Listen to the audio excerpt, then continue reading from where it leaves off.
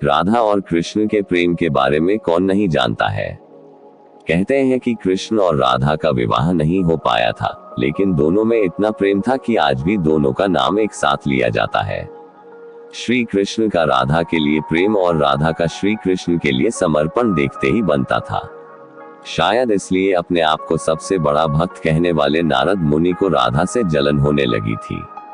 यह बात श्री कृष्ण अच्छी तरह से जानते थे। एक दिन राधा के बारे में बात करने के लिए नारद मुनि श्री कृष्ण के पास आए। यह बात श्री कृष्ण को पता चल गई थी। जैसे ही नारद मुनि वहां पहुंचे तो श्री कृष्ण उन्हें देखकर अपना सिर पकड़कर बैठ गए। नारद मुनि ने श्री कृष्ण से पूछा कि क्या हुआ प्रभु, आप ऐसे अपने सिर को पकड़कर क्यों बैठे हैं। श्री कृष्ण ने कहा, हे नारद मुनि, मेरा सिर दर्द कर रहा है। उद्धरण चिन्ह। नारद मुनि ने पूछा, प्रभु इसका दूर करने का उपाय क्या है। तब श्री कृष्ण ने कहा, अगर मैं अपने सबसे बड़े भक्त का चरणामृत पी लूं तो इसे दूर किया जा सकता है।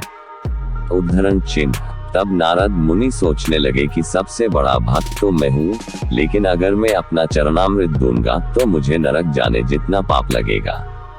मैं प्रभु को अपना चरणामृत नहीं दे सकता।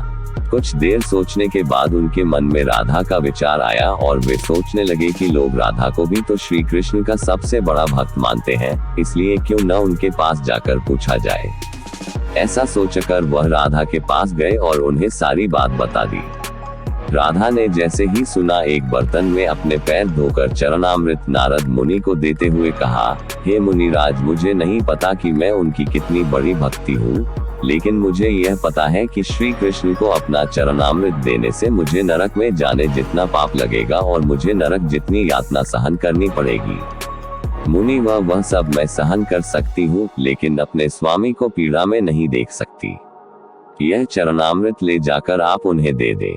राधा की बात सुनकर नारद मुनि का सारा घमंड चूर चूर हो गया और उनको पता चल गया कि राधा ही सबसे बड़ी भक्त है और श्री कृष्ण ने यह लीला मुझे समझाने के लिए ही रची थी।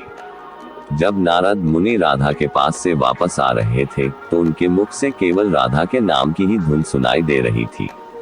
जब वे श्री कृष्ण के पास पहुंचे तो देखा कि श्री कृष्ण उनको देखकर केवल मुस्कुराए जा रहे हैं और नारद मुनि ने भी सारी बात को समझकर उन्हें प्रणाम करते हुए कहा, राधे राधे।